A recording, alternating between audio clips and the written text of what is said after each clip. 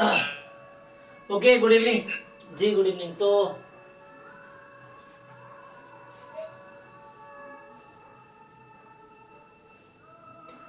जो भी डाउट है ग्रुप में भेजो, देखते हैं।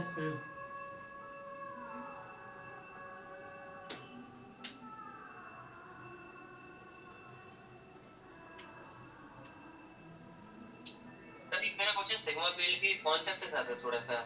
हाँ बताइए क्या है।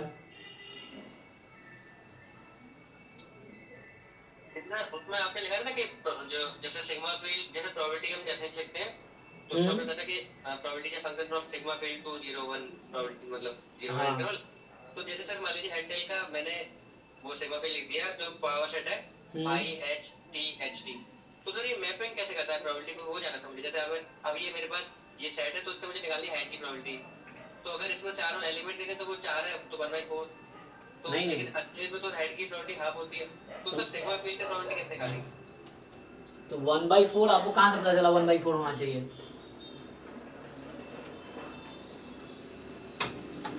जैसे सिग्मा फील्ड में टोटल जो बने हमारे सबसेट वो 4 बने जब हमारे पास ये हेड फील्ड आउटपुट था।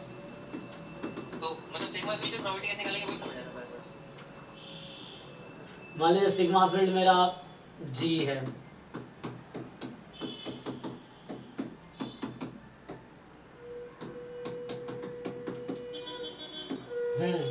अब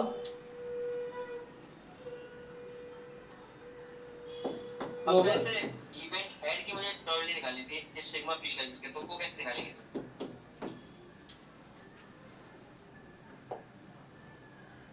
तो आपको क्यों निकालना, वो क्वेश्चन में गिवन होगा ना, आपको थोड़ी निकालना है। जैसे अगर एच टी है, अगर बोल रहा है क्वाइन अनबायस्ड है तो हेड की प्रोबेबिलिटी हाफ है, टेल की प्रोबेबिलिटी हाफ है। कुछ नहीं बोल रहा है, वो अनबायस्ड नहीं तो दे रखा होगा कि हेड की प्रोबेबिलिटी 1/3 है, टेल की प्रोबेबिलिटी 2/3 है, ऐसे दे रखा होगा। तो आपको क्यों निकालना, वो तो गिवन होगा ना। अगर कोई एक्सपेरिमेंट है तो वहाँ सैंपल स्पेस अगर पता है तो आपको इवेंट भी वहाँ पता होगा कि एक कोई एक रूल देगा ना, प्रोबेबिलिटी बता रखा हो ना, किस हिसाब से डिसाइड करेंगे। इसलिए तो पीएमएफ होता है, इसलिए तो पीडीएफ है। तो अगर आपको जैसे ये प्रोबेबिलिटी डिसाइड करनी है तो एक्चुअली क्या होता है, इवेंट ऑफ मतलब जो कोई एलिमेंट्स ऑफ जी को क्या बोलते हैं आप, तो ये है, इसको बोलते हैं सैंपल स्पेस, और ये है सिग्मा फील्ड। तो element of sample space is called,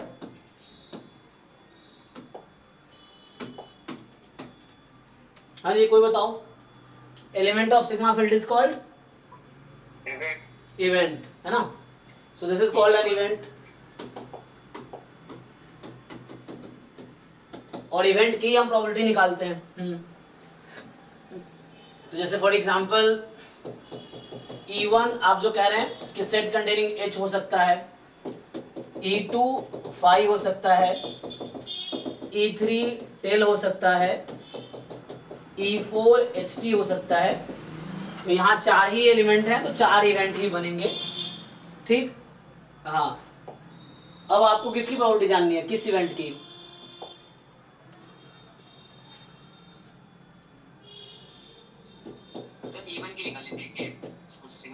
even निकालनी क्यों, मुझे समझ ही नहीं आ रहा, आपको इवन की प्रोबेबिलिटी क्यों निकालनी है? तो इवन की प्रोबेबिलिटी हाफ, फंक्शन कह रहे हैं ना उसको कि फंक्शन है सिग्मा फील्ड टू 0 1, तो वो फंक्शन। अच्छा मुझे ये बताइए, मैं बोल रहा हूँ फंक्शन है R से R, तो F1 क्या है? मैं आपको बोल दिया एक फंक्शन है R से R में, तो F1 क्या होगा? कैसे पता?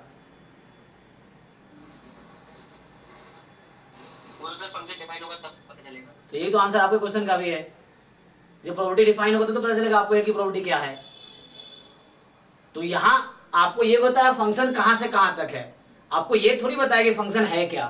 तो जब बताएगा फंक्शन क्या है तभी तो आप किसी एलिमेंट का इमेज निकाल पाओगे।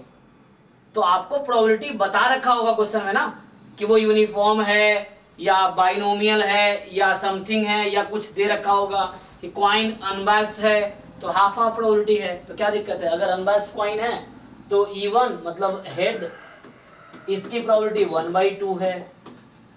तो ये जस्ट फंक्शन होने से थोड़ी पता चल जाता है, जस्ट फंक्शन दे दिया तो थोड़ी पता चल जाएगा कि f1 क्या है, f0 क्या है। ये फंक्शन r से r में है, और कौन सा फंक्शन है? अनकाउंटेबली मेनी फंक्शंस हैं जो r से r में डिफाइन कर सकते हैं। सेम अनकाउंटेबली मेनी प्रोबेबिलिटीज फंक्शन है जो सिग्मा फिट से हो सकता है। यहाँ भी इवन इस सैंपल स्पेस पे अनकाउंटेबली मेनी फंक्शंस हो सकते हैं इस सैंपल स्पेस पे। तो कौन से वाले की प्रोबेबिलिटी निकालोगे? जो गिवन होगा, तो वो क्वेश्चन में गिवन होगा। एक्चुअली आपको थोड़ी ढूंढना है प्रोबेबिलिटी क्या है, वो तो क्वेश्चन में गिवन होगा प्रोबेबिलिटी फंक्शन क्या है, फिर आपसे किसी इवेंट की प्रोबेबिलिटी पूछ लेगा वो। ठीक है? कैसे करोगे? और हाँ। जो आपकी इवेंट है E4, उसका मतलब ये क्या, तो हेड आया या टेल आया हो? हाँ, ये सैंपल स्पेस है ना, तो सैंपल स्पेस की प्रोबेबिलिटी 1 होगी, क्या दिक्कत है? अच्छा,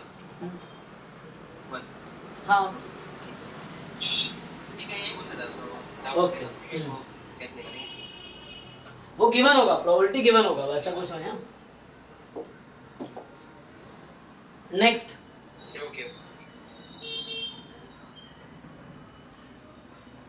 हाँ जी समीना, आपका डाउट है? 79। अच्छा एक मिनट, ग्रुप में आता हूँ। तो क्वेश्चन तो बहुत सारे आए, चलो वन बाय वन शुरू से जिन्होंने भेजा है। तो देखिए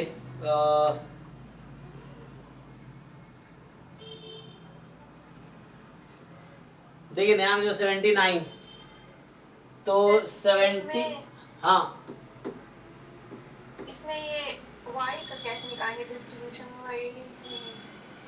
अच्छा देखिए, x आपका क्या है? नॉर्मल 1,2 है, ठीक। और probability y is equal to x upon 2 plus 1 is equal to 1 है।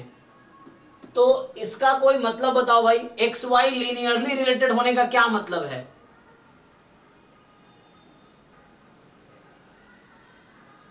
एक्स एंड वाई बराबर A X plus B, if and only if. क्या ये थ्योरम है ना, कई बार कल भी लिखाया था मैं जब डिस्कशन कर रहे थे 7 में। ये y और x है। हाँ अभी किसी ने बोला है? यस, कोरिलेशन कोएफिशिएंट 1 होगा। ये थ्योरम है ना, ये जैन 2022 में आया है क्वेश्चन। तो यहां से ये पता चल गया कि correlation coefficient between x and y is 1। ये 1 प्रोबेबिलिटी वाला 1 नहीं है। कोरिलेशन कोएफिशिएंट की वैल्यू जो होती है वो -1 से 1 के बीच होती है। इसकी वैल्यू -1 एंड 1 के बीच होती है। और हमने देखा था कि रो अगर 1 होगा, if and only if there exist a positive such that y is equal to ax plus b। तो यही तो है यहाँ पे, a की जगह क्या है 1/2। अगर -1/2 होता तो कोरिलेशन कोएफिशिएंट -1 होता। अगर यहाँ पे y बराबर -x/2 होता तो कोरिलेशन कोएफिशिएंट -1 होता। अगर ये 1/x प्लस 1 है, x का कोएफिशिएंट पॉजिटिव है, तो कोरिलेशन कोएफिशिएंट 1 है। तो यहां से कोवेरिएंस आ जाएगा। तो कोरिलेशन कोएफिशिएंट का फॉर्मूला क्या है? Covariance between X Y upon variance X variance Y का रूट।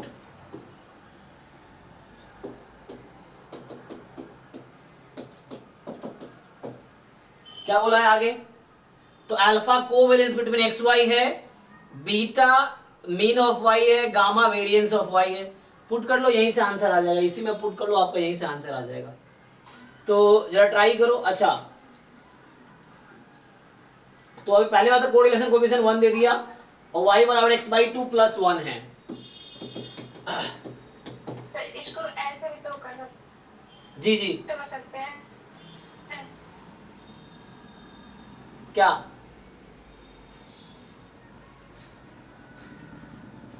आपकी आवाज नहीं आ रही एक्चुअली।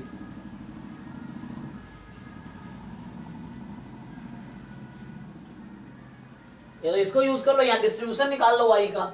y का डिस्ट्रीब्यूशन भी तो निकाला जा सकता है। क्या आ जाएगा? नॉर्मल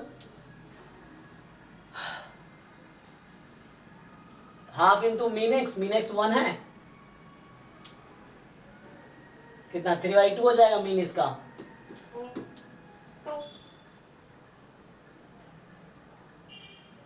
और variance So 1/4 into variance x, तो ये y का डिस्ट्रीब्यूशन आ गया और इसके बीच का कोरिलेशन कोएफिशिएंट 1 है, तो यहां से कोवेरिएंस क्रॉस मल्टीप्लाई कर लो आप।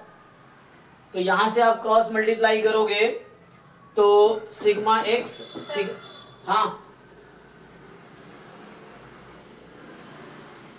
पता नहीं आपकी आवाज क्यों क्लियर नहीं आ रही है।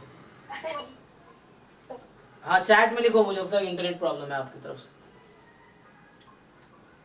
ठीक है हो जाएगा, आप कर दोगे अब, हो जाएगा ना, तो हो जाएगा। कोरिलेशन यहां से कोवेरिएंस आ गया, सिग्मा एक्स 2 है, सिग्मा एक्स स्क्वायर 2 है, सिग्मा वाई स्क्वायर हाफ है, तो प्रोडक्ट कर दोगे दोनों का तो ये 1 हो गया, तो ये 1 ही हो गया, तो कोवेरिएंस भी 1 ही आ गया, तो कोवेरिएंस बिटवीन एक्स वाई मिलके 1 आ गया, covariance between X Y is 1, तो सब कुछ मिल गया, मीन वेरिएंस कोवेरिएंस, तो जो पुट कर दो जो पूछा है वो आ जाएगा। चलिए तो आपका अगला क्वेश्चन अभी सेकेंड टर्म टाइम में देखते हैं। अभी नेक्स्ट आदित्य का क्वेश्चन देखते हैं, कौन सा वाला करना है भाई? अभी पहला वाला ही।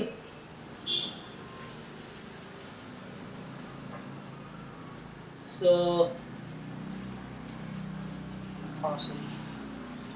Suppose that an average 1 customer per minute arrive at the shop. एक तो पहले ये बंदा ये क्वेश्चन कौन बनाता है, जो ये कौन सा नंबर टेस्ट है? मतलब मैं उसको बोलूंगा ये अक्सर ना ये सब पॉइजन प्रोसेस के क्वेश्चन इसने यूज किए, पहले भी 1-2 क्वेश्चन में यूज किया था। इसको समझाना पड़ेगा कि सिलेबस एक बार देखो। ये actually x be the random variable that the shopkeeper will want more than 5 minutes before the first customer arrive, है ना। ये सब क्वेश्चन जैम के लेवल का नहीं है, ये पॉइजन प्रोसेस का क्वेश्चन है, ये जैम में है ही नहीं। और ये कुछ क्वेश्चन 1-2 क्वेश्चन पहले भी इसने डाले थे इस टॉपिक हैं। ठीक है सर, तो एक नेक्स्ट वाला देखो उसका। नहीं ये मतलब मुझे बोलना पड़ेगा ना ये कौन से नंबर टेस्ट है, क्योंकि बहुत सारे लोग टेस्ट बना रहे हैं, 10-15 लोग हैं जो अलग अलग टेस्ट बना रहे हैं, तो उसको बोलना पड़ेगा किसने बनाए हैं। इसको मैं चलो अभी इन्फॉर्म कर देता हूँ ग्रुप में जिसने भी बनाए हैं। तो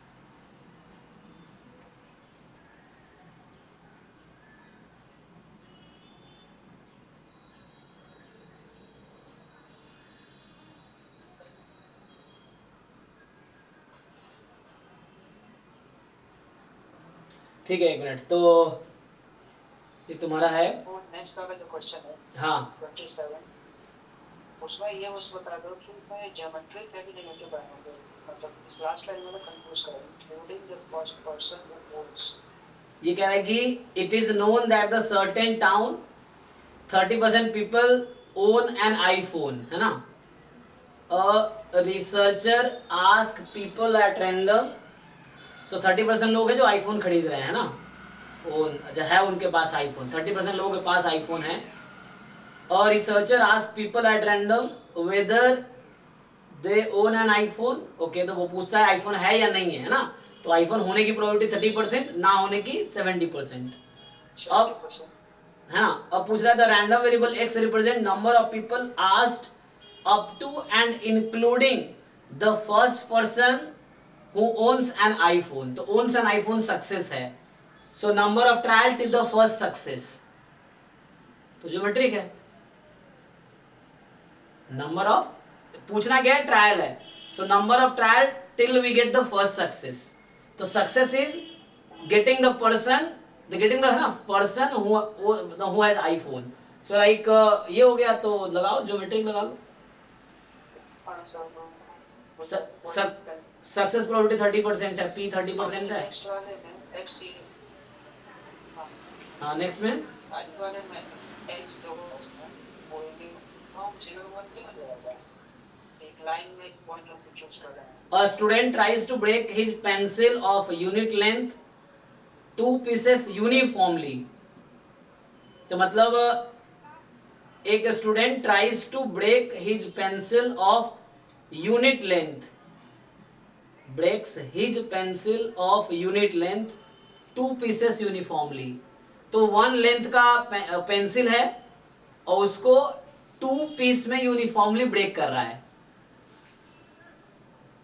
So the expected length of the shorter piece of pencil is, तो मान लो एक का लेंथ x है तो दूसरे का क्या है 1 माइनस x है, तो होगा क्या y मान लो LENGTH length of shorter pencil, मतलब शॉर्टर पार्ट जो होगा, तो y is x if x कब आएगा, मतलब पेंसिल का लेंथ 1 है ना, पेंसिल का लेंथ 1 है, मान लो 0 1, तुमने कहीं पे ब्रेक किया तो एक का लेंथ x होगा, एक पार्ट का लेंथ 1 माइनस x होगा, तो y की वैल्यू x कब आएगी,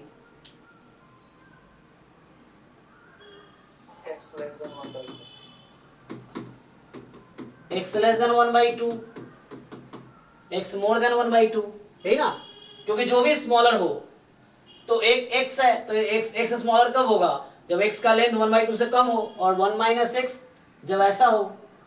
अब यहां से EY पूछ रहा है तुमसे, और x क्या है, what is x, distribution of x क्या है, यूनिफॉर्म 0 1।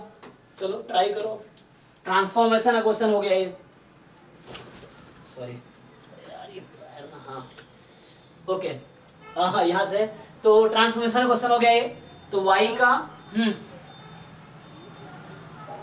सर x को ही अब length of shorter piece consider किया तो x फॉलोज यूनिफॉर्म 0 का वो हाफ होगा ना।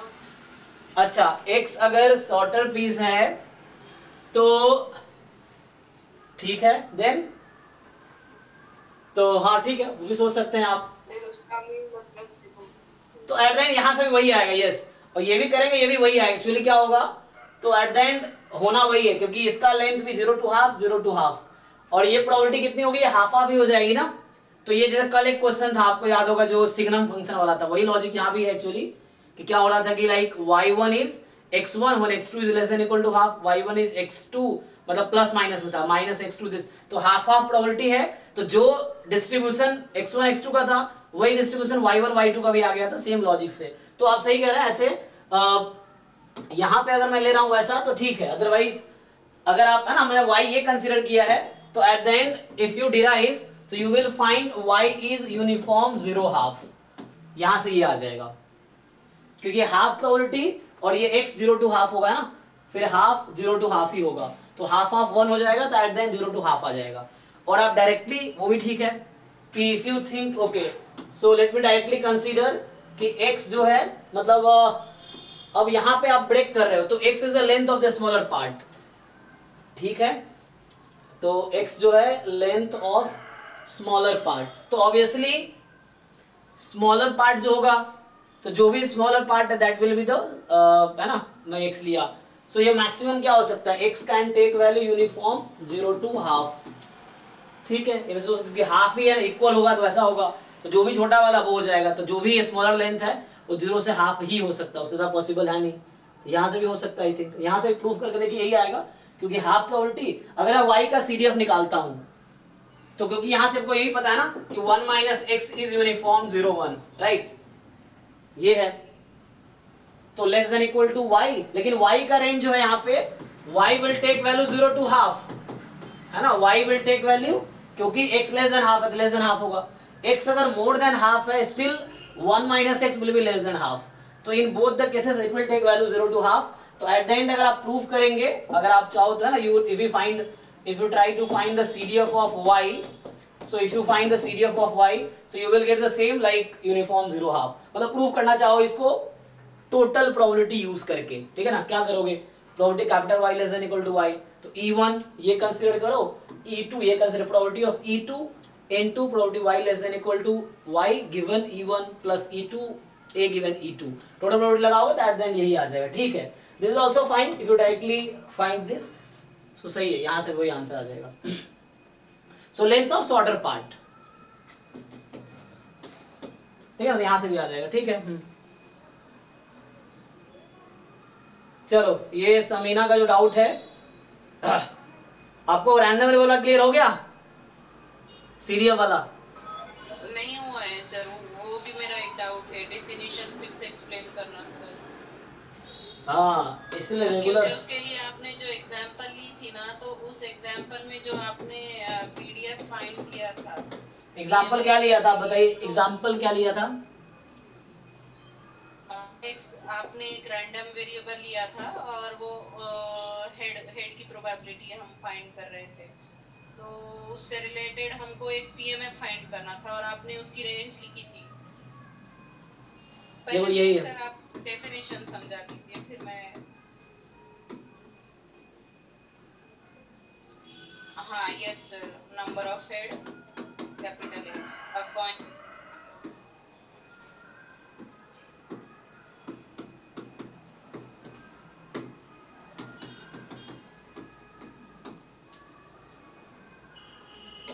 क्या है रैंडम डेफिनेशन?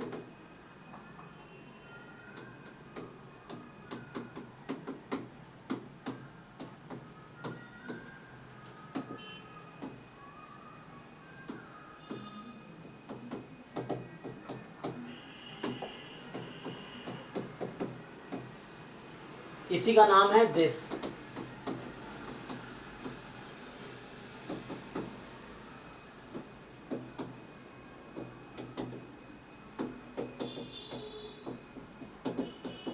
ये रैंडम वेरिएबल की डेफिनेशन है। Yes sir. This is an element of sigma field, तो ये वाला जो सेट है जिसका मीनिंग ये है that should belong to the sigma field. तो सिग्मा फील्ड क्या यहाँ पे लिया होगा मैंने, तो सिग्मा फील्ड मान लो अभी G से डिनोट करता हूँ, तो सिग्मा फील्ड लिया होगा phi H T H T, क्या लिया सिग्मा फील्ड, मान लो ये लिया सिग्मा फील्ड, देन आपने सिग्मा फील्ड फाई और सैंपल स्पेस लिया था सर। ठीक है चलो, है ना, sigma field is not unique, तो ये एक सिग्मा फील्ड लार्जेस्ट और ये जो है स्मॉलेस्ट सिग्मा फील्ड है, तो ये सिग्मा फील्ड ले लिया, ओके। अब आपको चेक करना है कि ये रैंडम वेरिएबल है कि नहीं है, यही ना, हाँ यस सर, कि हमने जो डिफाइन किया है x, क्या वो रैंडम वेरिएबल है over this sigma field. Random variable is defined with respect to sigma field, जहां सिग्मा फील्ड मेंशन नहीं है तो बाय डिफॉल्ट वहां पे सिग्मा फील्ड पावर सेट है सैंपल स्पेस का, तो इसलिए सिग्मा फील्ड की जरूरत नहीं पड़ती है क्योंकि पावर सेट में सारे सबसेट्स है ऑलरेडी। तो ठीक है, तो ये क्वांटिटी कैलकुलेट कीजिए आप, वो क्वांटिटी कैलकुलेट कीजिए कि set of outcomes in the sample space such that x less than equal to x। So आप चेक कीजिए, तो आपका x कोई भी यहां लिखा रहता है for all small x belongs to real number, ठीक है, यस तो स्मॉल x कोई भी रियल नंबर है एक्चुअली, तो स्मॉल x कोई भी रियल नंबर हो सकता है, तो आपको देखना है रेंज क्या है, उसके हिसाब से हम ब्रेक करेंगे, तो रेंज के हिसाब से ब्रेक होगा। इसी तरीके से CDF भी जब लिखते हैं तो सिमिलर लॉजिक फॉलो करते हैं कि रेंज क्या है, तो आप यहाँ लिखते हैं कि small x less than 0, small x more than equal to 0, less than 1, small x more than equal to 1, क्योंकि दो ही पॉइंट है रैंडम वेरिएबल के रेंज में, x के रेंज में। अभी मुझे चेक करना है कि ये x रैंडम वेरिएबल है या नहीं है with respect to this sigma field, तो आप खुद डिसाइड करो। देखो पहली बात तो आप लोग क्या समझते हो, आपको लगता होगा कि स्मॉल x और कैपिटल X सेम ही हो, सेम नहीं है। मैं यहाँ k लिख सकता हूँ, मुझे कोई प्रॉब्लम थोड़ी है, आप k लिख लो यहाँ पे, ये स्मॉल x कैपिटल X अलग अलग है, random variable is known as k। ठीक है ना, मतलब रैंडम वेरिएबल ये कैपिटल X स्मॉल x अलग अलग चीज है, capital X random variable, small x कोई फिक्स रियल नंबर है, तो आप अपनी मर्जी से स्मॉल x कोई रियल नंबर चूज कर सकते हो। तो जैसे फॉर एग्जांपल आपको तीन कैटेगरी बनाए मैंने, so let's say x is less than 0, आप कोई भी एक नंबर बताओ जो लेस देन 0 हो, कोई भी एक नंबर।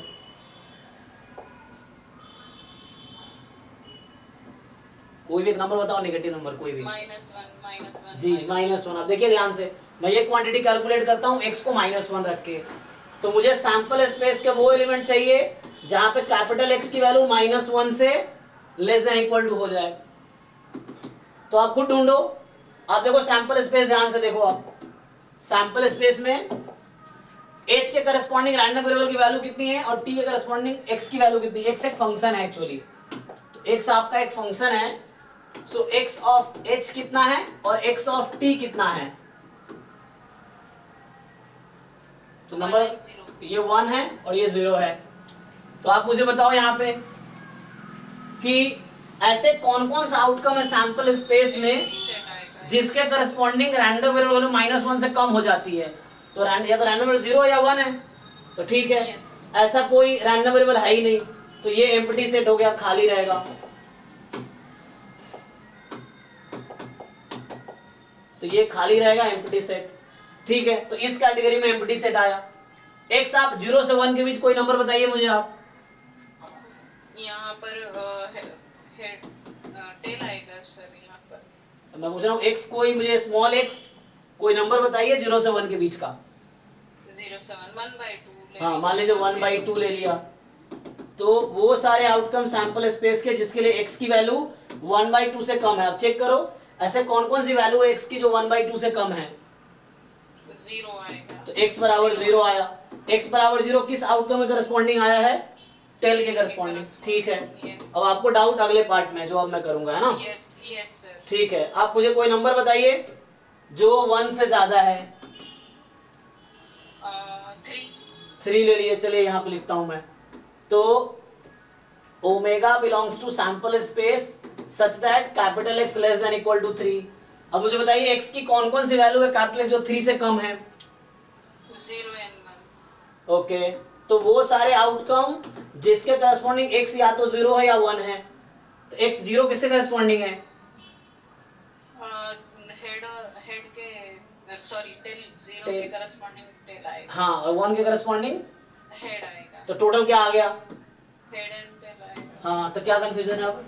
सर मेरा क्वेश्चन क्या था कि हमने जो x इज ग्रेटर देन और इक्वल टू 1 दिया है, हाँ ठीक है। हमने क्या बोला है कि x जो है वो रियल नंबर को बिलोंग करता है, हाँ और यहाँ पर x की जो स्मॉलेस्ट टर्म है वो 1 है।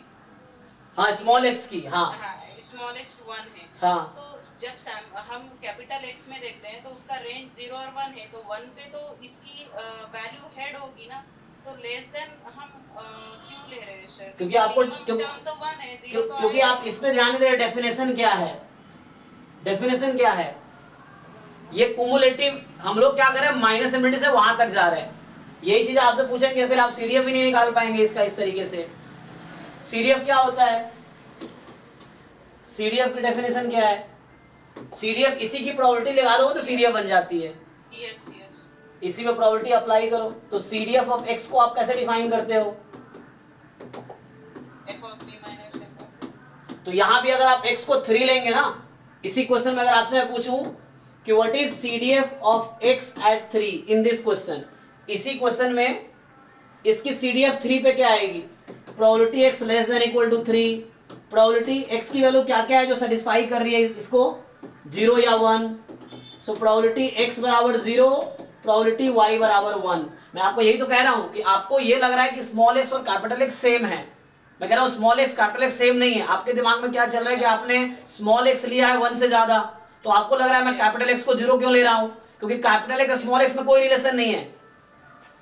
अच्छा, लेकिन सर स्मॉल x तो है ना कैपिटल X का एलिमेंट होता है ना।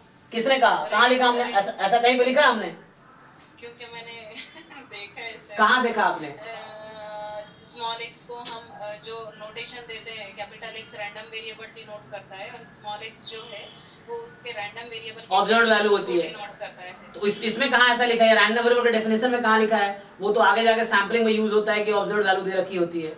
यहाँ हमने वो कहां लिखा है कि small x is observed value of capital X, ऐसा कहां लिखा है, या किसी बुक में कहां लिखा है, आप चेक कीजिए रैंडम वेरिएबल डेफिनेशन में। अब मान लो समीना कोई दूसरे देश में है तो क्या हम बोलेंगे आप ही वो हो, ऐसा बोलेंगे। अगर कहीं लिखा हुआ है किसी दूसरे चैप्टर में तो इसका ये मतलब थोड़ी कि पहले चैप्टर में वही मतलब है। इंग्लिश में 26 लेटर ही है और लाखों जगह यूज होना है, तो वही चीजें रिपीट होनी है। अब लाख नोटेशन कहाँ से आएंगे? तो एक ही चीजें हर जगह यूज होती हैं, नोटेशन लेटर तो 26 ही है इंग्लिश में, और चीजें इतनी जगह यूज करते हैं तो नोटेशन रिपीट तो होंगे ही।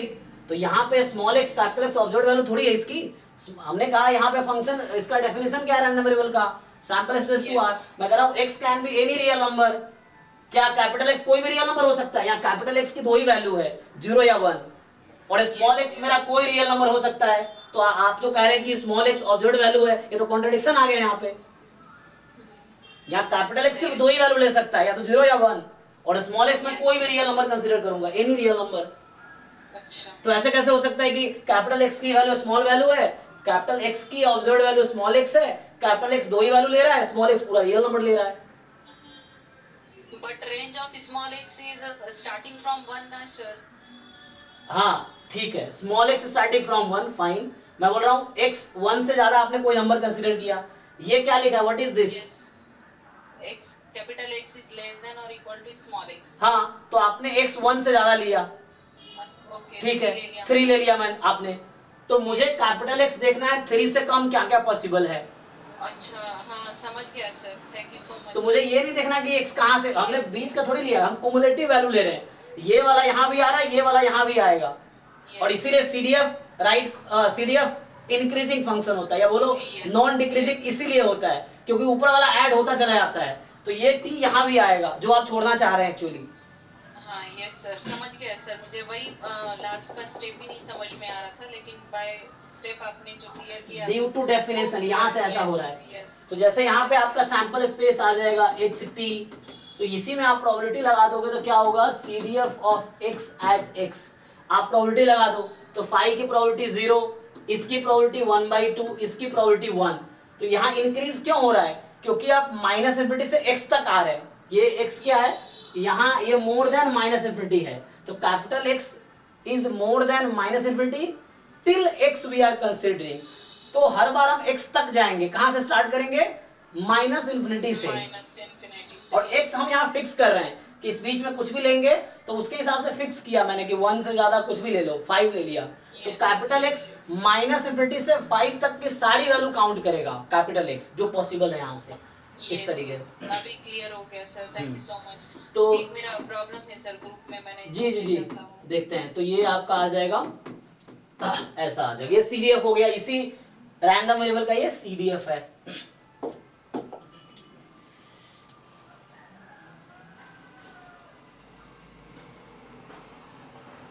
ओके, इस बार मैं 2 क्वेश्चन भेजे, कौन सा करूं?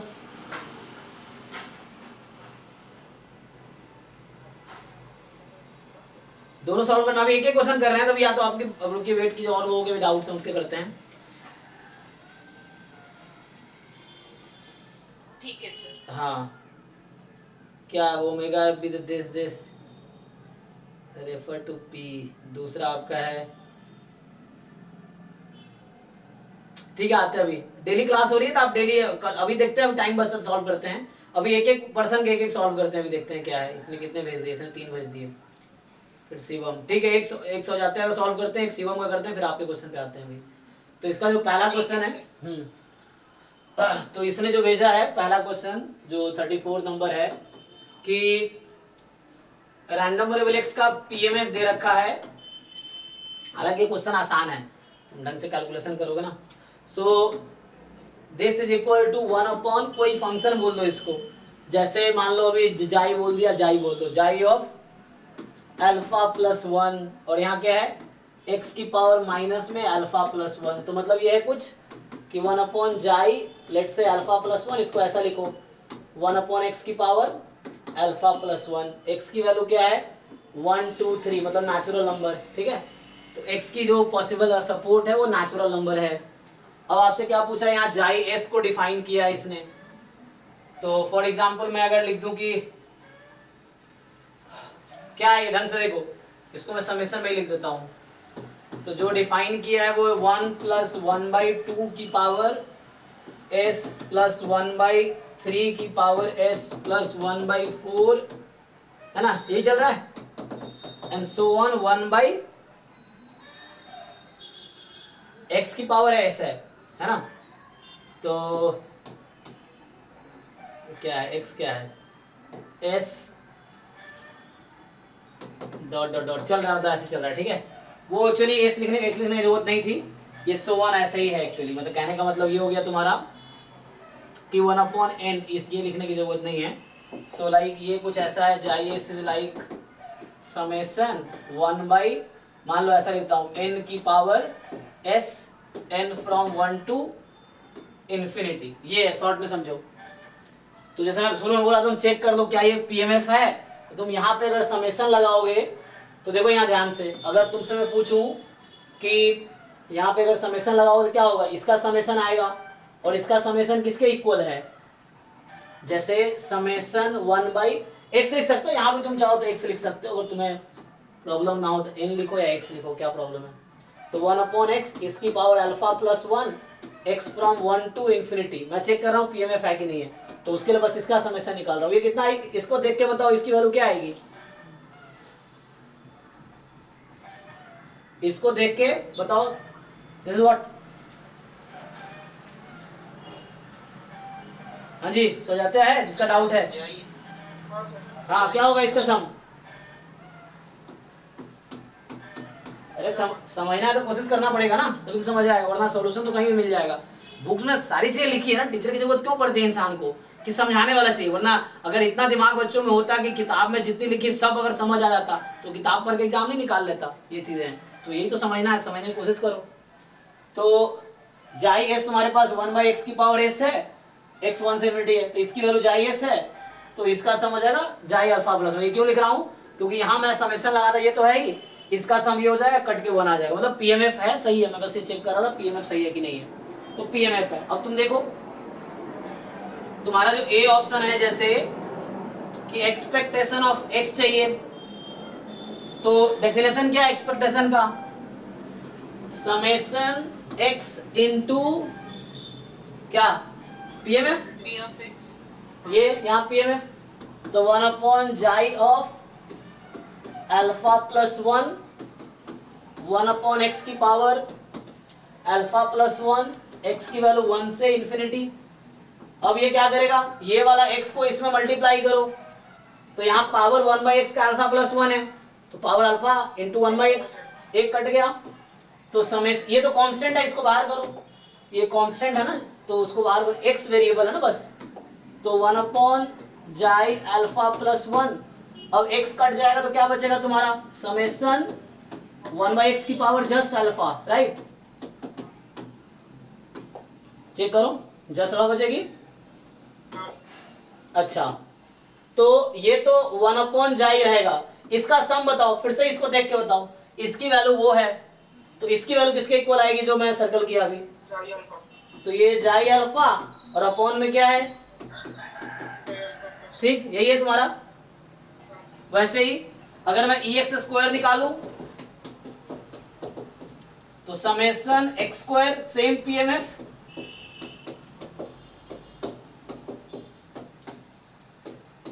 ठीक है, x फ्रॉम 1 टू इन्फिनिटी, तो यहां फिर से तुम्हारा x² है, इसको यहां शिफ्ट करोगे तो यहां है ना 1/x है ना ये, तो पावर 2 कम कर देगा इसका, हाँ अल्फा माइनस 1 हो जाएगा, तो अगेन इसको बाहर करो, तो 1/जाई अल्फा प्लस 1, और इसका जब तुम समझ आएगा तुम्हें, 1/x की पावर जाई सॉरी अल्फा माइनस 1 बन जाएगा, और समेशन कर देंगे तो किसके इक्वल आ जाएगा, हाँ, तो ये फाइनली आ गया जाई अल्फा माइनस 1 अपॉन जाई अल्फा प्लस 1, ठीक है, तो ये x² आ गया। अब वेरिएंस कैसे निकालते हो दोनों को यूज करके, सो वेरिएंस ऑफ x निकाल लो, दिस, सो जाई अल्फा माइनस 1 अपॉन जाई alpha plus 1 minus mean square, तो जाई अल्फा का होल स्क्वायर अपॉन जाई अल्फा प्लस 1 का होल स्क्वायर, एलसीएम ले लो इसका, तो एलसीएम ले लोगे तो आ जाएगा जाई अल्फा प्लस 1 होल स्क्वायर, ठीक है, तो यहां से कैंसिल करोगे तो ये एक प्रोडक्ट हो गया, तो जाई अल्फा माइनस 1 जाई अल्फा प्लस 1 माइनस यही चीज, ऐसा हो गया। अब तुम्हें क्या चाहिए, एक्सपेक्टेशन ऑफ x इंटू क्या है x माइनस 1, इसको मल्टीप्लाई कर दो तो क्या बनेगा एक्स स्क्वायर माइनस एक्स, इसको अलग अलग करो e of x square minus E x. अब घटाओ इसमें से, इसका डिफरेंस ले लोगे तो डिफरेंस आ गया तुम्हारा जाई अल्फा माइनस 1 माइनस जाई अल्फा अपॉन जाई अल्फा प्लस 1, ये आ गया। वो तो क्या बचा अब बस।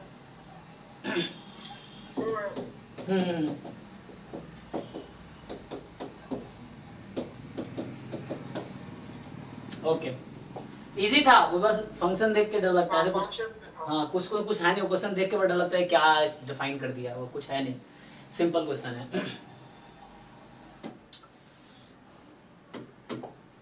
चलो तो अभी तुम्हारा भी टर्न आएगा, जो नेक्स्ट पर्सन है, एक एक क्वेश्चन एक पर्सन करेंगे। अभी शुभम ने जो भेजा है ना, तो क्या है इनका, तो ये कह रहे हैं कि x1 x2 रैंडम वेक्टर है। ओके तो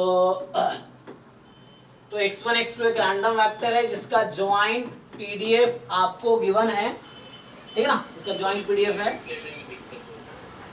क्या देने को रहा है, लिमिट नहीं, तुम देखो तुम्हें समझना है। हाँ यहाँ पे सपोर्ट क्या है, सपोर्ट पे ध्यान दो। देखो सपोर्ट है कि 0 less than mod x 1 less than equal to x2, इसको जरा खोलो, और लेस देन इंफिनिटी। तो तुम्हें अलग से पूछूं मैं, x2 जो है मॉड x1 से ज्यादा है ना, x2 क्या है मॉड x1 से ज्यादा है। और अगर मैं x2 की वैल्यू पूछूं तुमसे, एक मिनट ध्यान दो, तो मॉड x1 जो है less than equal to x2 है, तो x1 की वैल्यू कहां से कहां तक होगी इसके हिसाब से,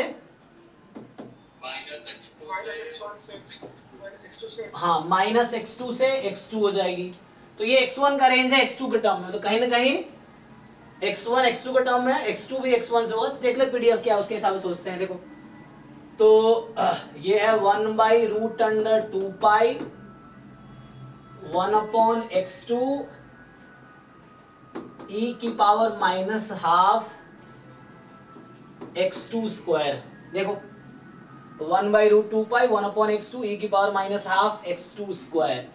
okay so 1/√2 pi sigma e की power minus half x minus 0 upon sigma whole square. तो यहां से तो ये समझ आ रहा है तुम्हें, मुझे variance of random variable x1 क्या होगा। कंडीशनल में लिख लीजिए। हाँ तो जैसे 1 बाई मैं क्या कर दूं यहाँ पे x2 का रेंज क्या है, मॉड x1 से ज्यादा है ना, और अच्छा x2 का पीडीएफ पहले लिख लो। तो x2 का पीडीएफ क्या है 1/√2 पाई e की, हाँ ऐसा ही लग रहा है ना। तो और यहां से क्या आ जाएगा इनटू में 1 बाई क्या लिखूं, देखो यहाँ 2 करो और यहाँ 2x2 करो। ऐसा क्यों कर रहा हूं ध्यान दो, x1 की वैल्यू माइनस x2 से प्लस x2 होगा, ठीक है, x2 कुछ भी हो सकता है, और x2 पॉजिटिव नंबर होगा, कुछ मतलब ये है। तो x2 इस, तुम्हें पता है जैसे मैं अगर बोलूं तुमसे, एक मिनट ध्यान दो, अगर x तुम्हारा नॉर्मल 0 1 है तो पीडीएफ क्या आता है 1/√2 पाई e की power minus half x square, x belongs to real number. अच्छा अब ध्यान दो एक मिनट, अगर मैं तुमसे बोल दूं चलो मॉड x का डिस्ट्रीब्यूशन बताओ, तो मॉड x का पीडीएफ क्या बनता है, जिनको आइडिया है बताओ। यस क्योंकि ये इवन फंक्शन है, जस्ट 2 टाइम हो जाएगा, और x नेगेटिव हो या पॉजिटिव सेम वैल्यू ले रही है क्योंकि स्क्वायर है ना। तो मतलब अगर तुम ट्रांसफॉर्मेशन करोगे तो एट द एंड मिलेगा 2/√2 पाई e की power minus half x square x more then 0। Same चीजें जैम में भी एक क्वेश्चन आया, अभी यहाँ मिल गया, और एक वैसे ही सेम चीजें स्टैंडर्ड कॉची में है। x अगर स्टैंडर्ड कॉची है तो जो पीडीएफ होता है x का 1/पाई 1 plus x square x real number है। यहाँ y अगर मॉड x रख लो, क्योंकि x स्क्वायर है ना, तो x को माइनस x रखो तो कोई प्रॉब्लम नहीं होगा। तो जब तुम ट्रांसफॉर्मेशन करोगे इसका मॉड x क्या आता है वहां पे कि f of x plus f of minus x, और बाहर उस तरह से वो रहेगा, ऐड हो जाएगा, 2 टाइम हो जाएगा। तो और ये मॉड एक्स है ना पॉजिटिव कर देगा, तो यहां से भी सेम ही होगा कि 2/पाई 1 plus x square x more than 0। तो सिमिलर मतलब वो समझो क्या चल रहा है, तो सेम यहाँ पे है, यही वाला पीडीएफ तुम्हें यहाँ गिवन है। So this PDF is this one, ठीक है, एंड दिस पीडीएफ इज, यहां तुम्हें समझ आ रहा होगा। तो मैं क्या करना चाह रहा हूं, ज्वाइंट को दो रैंडम वेरिएबल के प्रोडक्ट में लिखना चाह रहा हूं, इंडिविजुअली दोनों पीडीएफ हो। तो मतलब ये हो गया मेरे पास कि जो ज्वाइंट है मेरे पास वो कुछ ऐसा है। तो ये जो पीडीएफ है किसका है, बोलो। तो जैसे अगर मैं कोई नया नाम देता हूं, मतलब x2 तो ये वाला है ना, y है, तो यहाँ पे जो x2 है वो y के प्लेस पे है ना, ये चीज है, मतलब ये वाला पीडीएफ है तो y का पीडीएफ है, तो x2 is in the role of y actually. तो मान लो z है, मैं ऐसा बोल देता हूं, तो ये मॉड z है एक्चुअली, मॉड z का पीडीएफ है, ठीक है जी। तो मतलब ये समझ लो कि मॉड x किसका पीडीएफ है, ये x2 चूंकि पॉजिटिव है ना, तो इसीलिए तो x2 का पीडीएफ बोल दो। तो x2 क्या है यहाँ पे, x2 को ये स्टैंडर्ड नॉर्मल का मॉड है एक्चुअली, और x1 तो मैं ये बोलना चाहता हूं कि जैसे जो x2 है ना, यहाँ x2 होगा मॉड ऑफ ये होगा, एंड सब तो इधर y हो जाएगा ना, किधर, तो ये जो f ऑफ y लिखा हुआ है, हाँ मतलब वही y है, वही z x की जगह मैं z लिख रहा हूँ। तो कहने का मतलब मैं ऐसा लिखता हूँ, देखो तुम्हें सोचना नहीं, ये है ऐसा है कुछ, ये है f of x2 at x2 into f of x1 given x2, x1 given x2। तो ज्वाइंट पीडीएफ को तुम ऐसा लिख सकते हो। एक और तरीका है, एक तो ये तरीका, और भी तरीका, दूसरा तरीका हमारे पास क्या है, वो हम इंटीग्रेट मार्जिन निकाल लेंगे, तो वो भी एक तरीका, उसको रहने दो। हाँ एक तरीका मार्जिन निकाल लेंगे, तो दूसरा तरीका से करके दिखाता हूं। अभी एक तरीका ये है। सो यहां से क्या मिल गया तुम्हें, तो जो x2 है this is modulus of standard normal random variable where z जो है नॉर्मल 0 1 है, वो यहां से दिख भी रहा है तुम्हें, और x1 गिवन x2 जो है वो क्या डिस्ट्रीब्यूशन है भाई, ये किसका डिस्ट्रीब्यूशन है, यूनिफॉर्म ओवर यस, तो यूनिफॉर्म माइनस x2 से प्लस x2, इंडिविजुअली ये भी पीडीएफ है, ये भी पीडीएफ है, x2 यहाँ पॉजिटिव है ना, x2 पॉजिटिव है, तो ये पीडीएफ है, ये भी पीडीएफ है, ये यूनिफॉर्म माइनस x2 से प्लस x2 पे पीडीएफ है। तो ये मिल गया मुझे। अब मुझे चाहिए क्या था, अब देखना है क्या यहाँ पे पूछा है वो यूजफुल है, तो मुझे x1 का पूछ रहा है, कोई बात नहीं ठीक है। तो मुझसे जो पूछा गया यहाँ पे क्वेश्चन कि what is the variance of x1, तो मुझे कंडीशनल यहाँ x1 की मिला ना, तो बताओ जी कंडीशनल क्या था, variance of expectation of x1 given x2 plus, हाँ अब plus expectation of variance of x1 given x2, use कर लो इसको, आ जाएगा आंसर। तो यहां से मेरे पास क्या आया, x1 गिवन x2 ये है, तो इसका मीन कितना होगा भाई, इसका मीन 0, तो ये 0 हो गया, तो वेरिएंस 0 का 0 हो गया, तो पहला टर्म तो 0 हो गया। दूसरा term variance of x1 given x2, इसका वेरिएंस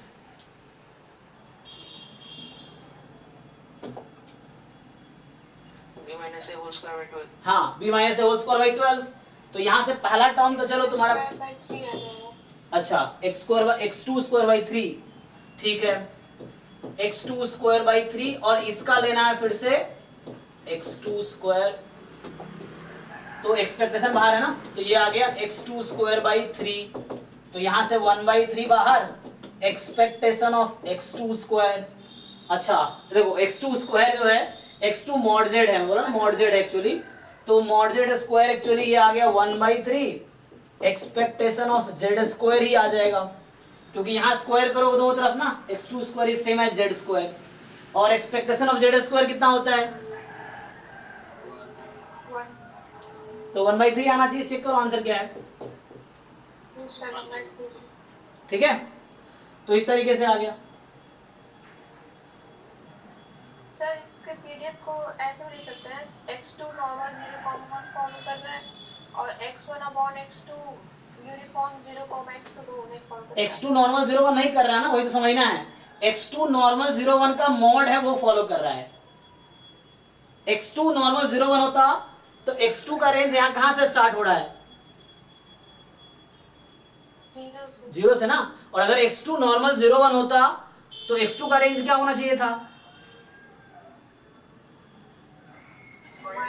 पूरा रियल नंबर ना। तो यहाँ तो ऐसा है नहीं, तो यहाँ तो x2 0 से वैल्यू ले सकता है। अगर सेपरेटली बात करेंगे, मतलब मार्जिनल x2 का देखे, तो जब मार्जिनल की बात करते हैं तो दूसरा वेरिएबल गायब हो जाता है। जब मार्जिनल की बात कर रहे हैं, तो जब x2 का मैं मार्जिनल की बात करूंगा, ओनली x2 की, तो x1 मुझे नहीं देखना है। तो मार्जिन ऑफ x2 का रेंज जो है 0 से इन्फिनिटी है। अगर x2 अकेले बात करें तो x2 अकेला 0 से इन्फिनिटी है। x1 का रेंज x2 पे डिपेंड कर रहा है, ठीक है ना। मार्जिनल ऑफ x2 की बात करेंगे, so that will take value 0 से इन्फिनिटी। तो ये एक मेथड है। दूसरा मेथड क्या है, तो यहाँ पे x2 is not standard normal. x2 जो है that is the modulus of standard normal, इसलिए पॉजिटिव हो जाएगा ना। z तो हो सकता है कोई रियल नंबर, मॉड ले लिया तो पॉजिटिव ही आ जाएगा। और मॉड लेने की वजह से यहाँ 2 टाइम हुआ है, देखो ये 2 टाइम ऊपर इसीलिए है क्योंकि मॉड है, तो वो नेगेटिव पॉजिटिव ऐड कर दिया दोनों।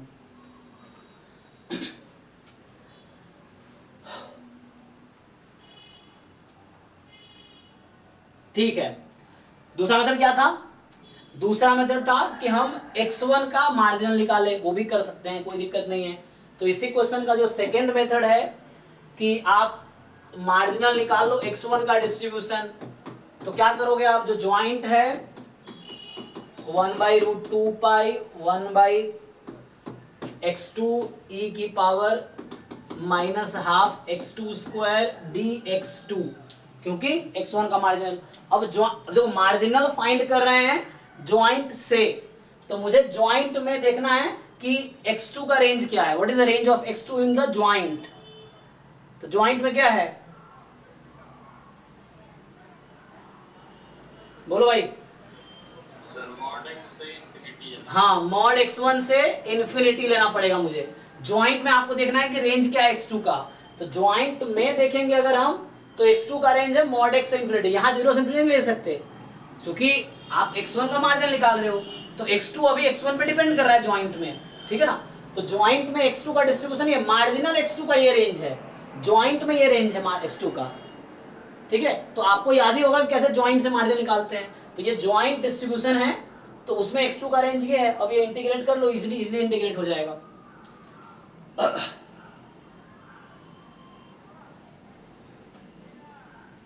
करो इंटीग्रेट। तो x स्क्वायर को सब्स्टिट्यूट कर दो कुछ, है ना। x2 स्क्वायर को कुछ नया नाम दे दो। कल ही रात को हम 7 to 9 में ये कर रहे थे, तो ये कहीं ना कहीं उसमें कन्वर्ट हो जाएगा। तो चेक करो, तो उसे आंसर आ जाएगा, ठीक है। तो मान लो x2 स्क्वायर को t ले लिया, तो dt बराबर 2 टाइम x2 dx2 हो जाएगा, ठीक। तो dx2 की वैल्यू जो है वहाँ पर 0 था, कहाँ पे, कन्वर्ट तब होगा ना जब लोअर लिमिट 0 हो जाएगी। अरे एक मिनट में देख लेता हूँ क्या है। हमें किसका रेंज लेना है, x2 का ना। ओ एक मिनट, हमने किसका लिया, किसको कन्वर्ट करना, तुम्हें नहीं समझे। और वो तो आपने कल बताया था क्लास में, हाँ और e की पावर माइनस एक्स स्क्वायर वाला जो हाँ। आता है रूट पाई बाई सब बाई एल एन लैम्डा, हाँ, तो वो तो लोअर लिमिट आती है। अच्छा वो नहीं इंटीग्रेशन यहाँ पे मुझे करना है समहाउ। देखो, तो जरूरी नहीं कि बीटा गामा लगा पाएंगे, है ना। बीटा गामा के लिए 0 से इन्फिनिटी कोई बात नहीं, ये ट्रंकेटेड टाइप का हो गया ना, मतलब लिमिट को वो कर दिया। तो फिर भी कोई इंटीग्रेशन तो हो ही जाएगा ना। इंटीग्रेशन होगा कि नहीं, इंटीग्रेशन हो जाएगा, चेक करो। मतलब जरूरी नहीं बीटा गामा होगा, पर इंटीग्रेशन हो सकता है, चेक कर लो एक बारी। चेक करना पड़ेगा इंटीग्रेशन। अगर एक मेथड हमने किया ही है, दूसरा मेथड है ये, सो इसे चेक करना होगा इंटीग्रेशन कितना आसान है। तो dx2 यहाँ से आ जाएगा d2 अपॉन, डायरेक्टली नहीं लगा पाएंगे। ओके, तुम ये कहना चाह रहे हो कि बीटा गामा लगाने के लिए, हाँ 0 से इन्फिनिटी होगा तो उस तरह से हम गामा यूज कर पाते, लेकिन वो यूज नहीं कर पाएंगे, देखते हैं कैसे ब्रेक करके थोड़ा सा, फिर बाई पार्ट लगाना पड़ेगा, नहीं तो और क्या, बाई पार्ट लगा लो फिर। ये तो यहाँ सिंप्लीफाई करो इसको, ठीक है जी। तो यहाँ से देख लो क्या होगा, e की पावर माइनस, मैंने क्या किया है, एक्स स्क्वायर को t लिया ना, तो अगर एक्स स्क्वायर बाई 2 को ले लेते, हाफ एक्स स्क्वायर को t लेते, तो ये फिर 2 नहीं आता है ना, तो फिर ये 2 नहीं आता यहाँ पे, तो ऐसा हो जाएगा। तो e की पावर माइनस टी कर दो, और dx2 फाइंड करोगे तो dt अपॉन x2 है, और यहाँ पे अभी 1/x2 है, रहने दो, 1/√2 पाई है, लेकिन हमें t में कन्वर्ट करना, वो कन्वर्ट कर दूंगा अभी। लिमिट देख लो क्या होगी, तो x2 की वैल्यू मॉड x1 था, x2 मॉड x1 है, t की वैल्यू क्या हो जाएगी, तो यहाँ x1 स्क्वायर बाई 2 हो जाएगा, ये t की वैल्यू, और अपर लिमिट तो इन्फिनिटी ही है। देखो ये x2 मिलके क्या हो गया, x2 स्क्वायर, और x2 स्क्वायर की वैल्यू क्या है 2t, तो इसको हटा के 2t कर दो, तो अपॉन 2 टाइम्स t ये हो गया, तो ये ट्रांसफॉर्म हो गया। तो ये आप डायरेक्टली हम यूज नहीं कर पाएंगे क्योंकि 0 से इन्फिनिटी नहीं है, तो फिर हम बाई पार्ट लगा लेंगे, बाई पार्ट लगा के ट्राई करो, कैसे भी तुम इंटीग्रेट करके देखो। तो 1/√2 पाई बाहर कर दो, अब ये इंटीग्रेट तुम्हें करना पड़ेगा, देखो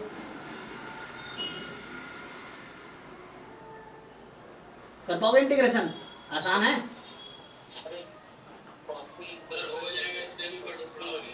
कॉम्प्लिकेट काफी है नहीं सर हाँ, वो कॉची इंटीग्रल टेस्ट से डाइवर्जेंट नहीं होगा?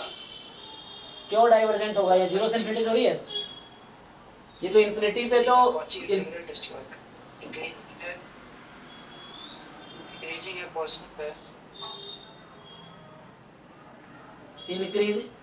क्या है, इंक्रीजिंग है, डिक्रीजिंग है, तो सीक्वेंस है। नहीं इसको डिफरेंशिएट करो, माइनस आएगा बाहर, डिक्रीजिंग होगा ये, हाँ पॉजिटिव भी है, डिक्रीजिंग है, पॉजिटिव है, हाँ फिर तो अगर e की पावर माइनस टी को खोलेंगे तो 1 माइनस 1 e बनेगा, तो 1/t डाइवर्जेंट है ना? नहीं तो उससे नहीं, वो नहीं आएगा तुम्हारा, फिर वो आ जाएगा, तुम जो कहना चाह रहे हो कि यहाँ t मेरा पॉजिटिव वैल्यू ले रहा है, 0 से इन्फिनिटी नहीं है, मतलब e की पावर माइनस इन्फिनिटी 0 हो जाती है ना, नहीं डाइवर्जेंट नहीं होगा, ये कन्वर्जेंट आएगा, क्योंकि वहां से अच्छा अगर हो सकता है तो इसलिए फिर प्रॉब्लम होगा, यहाँ से डायरेक्टली निकालना मुश्किल होगा फिर, इसीलिए है ना, अदरवाइज इसलिए ये एक गुड अप्रोच नहीं है, मतलब मैं सोच रहा हूँ इससे ट्राई कर सकते हो, बट अगर इससे नहीं हो तो this is the fine. So question में पूछने का पर्पस यही था, बट अब यहाँ चेक करना पड़ेगा तुम्हें इंटीग्रेशन आसान है कि नहीं है या कैसे होगा, बट दिस इज फाइन है ना, तो इस तरीके से करो, ये अच्छा है। सर मुझे कल क्वेश्चन बताया था आपने, हाँ 9-11 में, उसका आंसर नहीं आ रहा, मतलब आंसर में मेरा आ रहा 0.36, अभी किसी ने सॉल्व करके भेजा तो उसका 0.4842 आ रहा था, लेकिन एमएलई तो अच्छा ये वाला दोनों आंसर से तो डोमेन के बाहर आ रहा है थीटा के।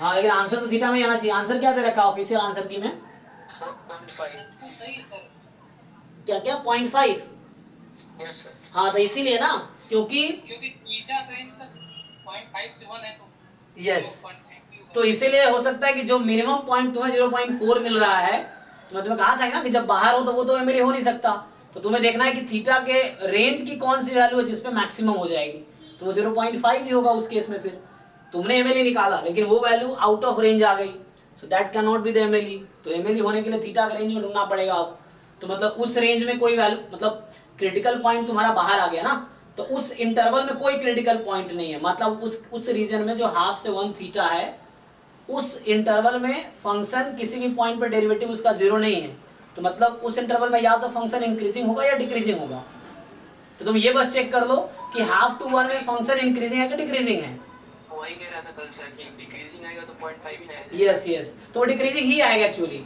तो क्रिटिकल पॉइंट हम इसलिए निकाल रहे थे कि क्या कोई पॉइंट ऐसा हो सकता था ना कि आंसर इस बीच में आ जाए, तो चूंकि उस बीच में नहीं आया, अगर 0 to 1 थीटा दे रखा होता तो आंसर तुम्हारा वही होता जो आया है एक्चुअली, बट चूंकि आंसर रेंज से बाहर आ गया तो एमएलई हमेशा पैरामीटर स्पेस का ही मेंबर होगा, तो पैरामीटर स्पेस के बाहर आपका आंसर आ रहा है, that can not be MLE, तो आपको पैरामीटर के अंदर ढूंढना पड़ेगा वैसी कौन सी थीटा है जिसपे लाइक्लीहुड फंक्शन मैक्सिमम है। तो देखना थीटा 0 से हाफ से 1 के बीच वो जो तुम्हारा फंक्शन है likelihood function, that is the decreasing function आएगा। कैसे पता चलेगा? तुम साइन स्कीम बनाकर चेक कर सकते हो, या दो डिफरेंट थीटा लेके चेक कर लो एक बार कि लाइक है ना कि थीटा की वैल्यू बढ़ाओगे वैल्यू घटती चली जाएगी, तो डिक्रीजिंग फंक्शन है इसलिए जो लोएस्ट पॉइंट है वहां पे मैक्सिमम दे रहा है, तो उस इंटरवल में वो डिक्रीजिंग होगा। चेक कर लो तुम।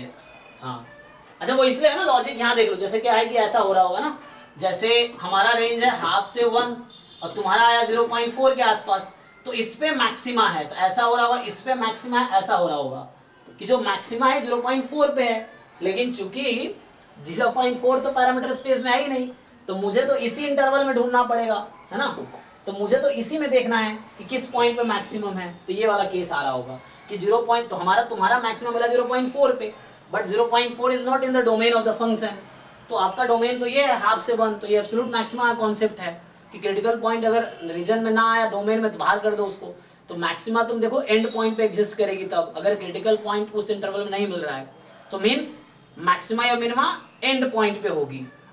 एब्सोल्यूट मैक्सिमा एब्सोल्यूट मिनिमा देखा था हमने, तो या तो हाफ पे मैक्सिमा आएगी या 1 पे मैक्सिमा आएगी, तो आपको चेक करना फंक्शन डिक्रीजिंग है तो ये हाफ पे ही आएगी, तो ये वाला केस है क्योंकि यहाँ मैक्सिमम है ना, तो इसीलिए यहाँ पे मैक्सिमम है उसके बाद मिनिमम डिक्रीज हो रही है, तो इसीलिए तुम्हारा हाफ पे मैक्सिमम हो जाएगा। तो यहाँ वही डेफिनेशन चेक करवा रहा तुमसे, तुम्हें एमएलई का डेफिनेशन पता है कि नहीं पता है, तो इसीलिए आंसर 0.5 है, ठीक है। तो ये एग्जाम में भी ध्यान रखना पड़ेगा तुम्हें, क्योंकि बच्चा इग्नोर कर देता है ना थीटा को, क्या दे रखा है उसको इग्नोर कर देता है पैरामीटर स्पेस को।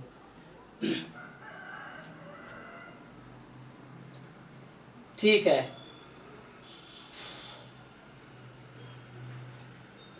हाँ है ना, इसने बता तो रखा है, ठीक है ना, ओके।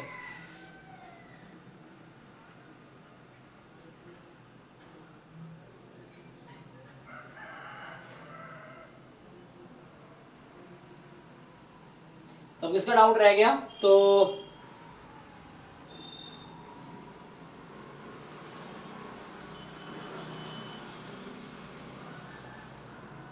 डाउट जैसे कई लोग रह गए, तो अभी ठीक है, तो एक बार देख लेता हूँ तो और क्वेश्चन आसान सा है, तो अदरवाइज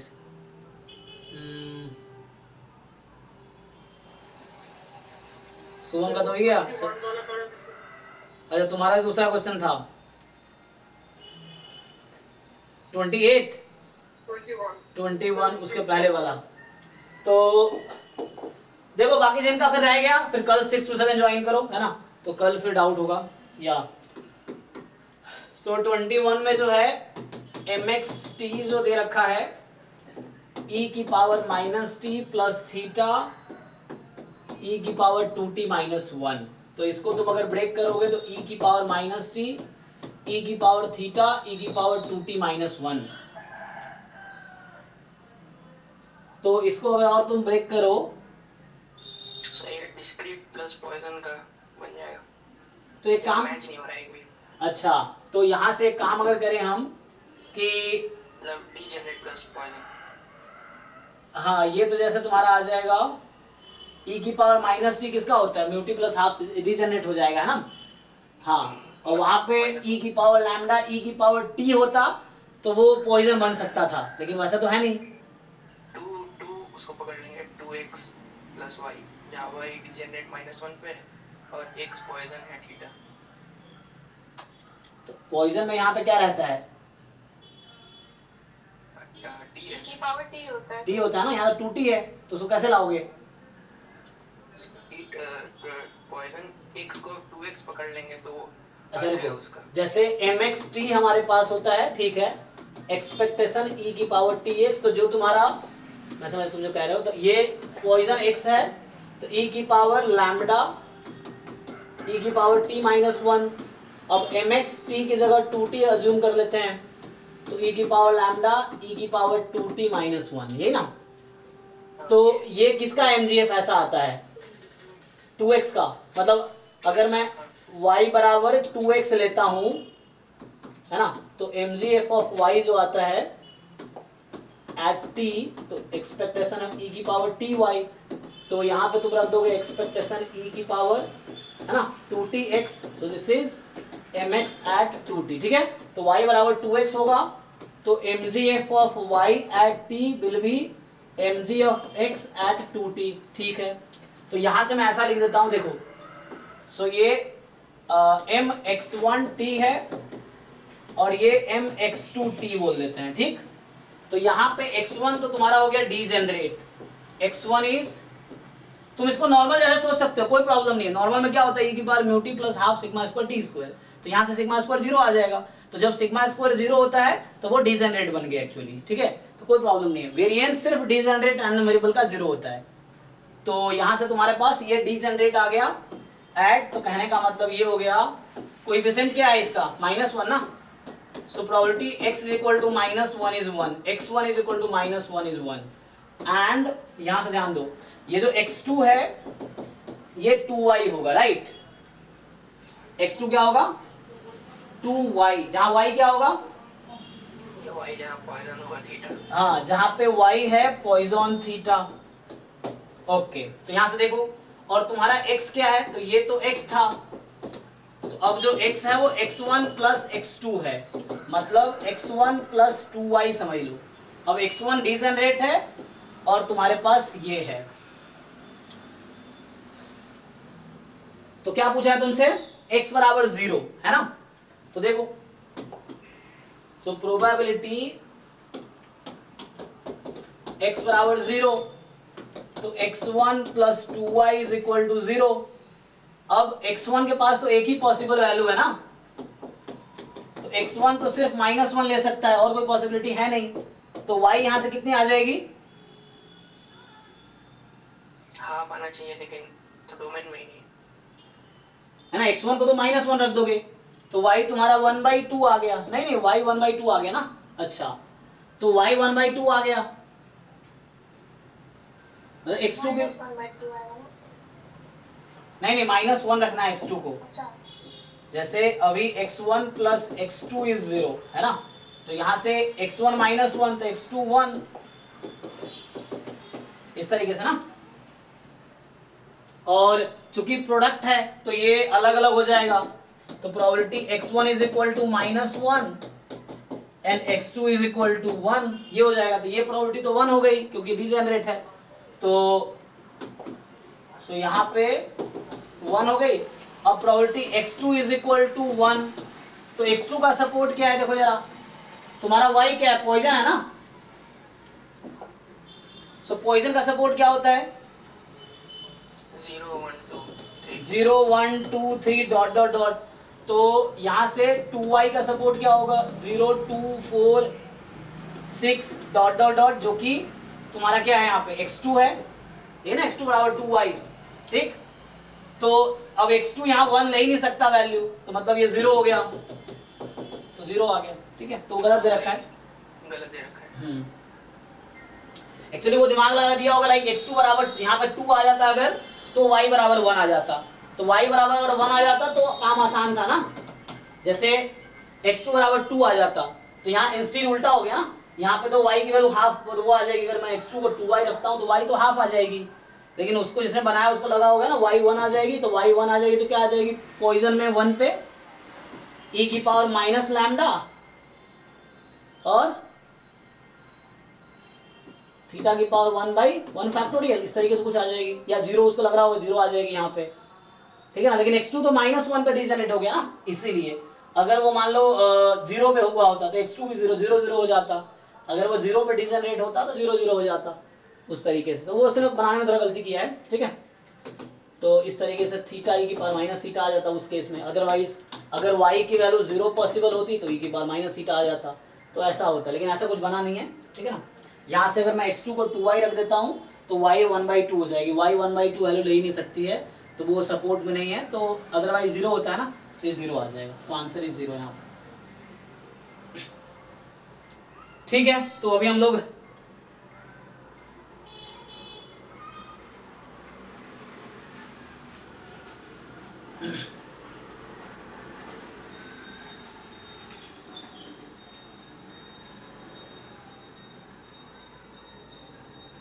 हाँ जी, तो अभी किसका क्वेश्चन देखा? तुम्हारा तो हो गया ये।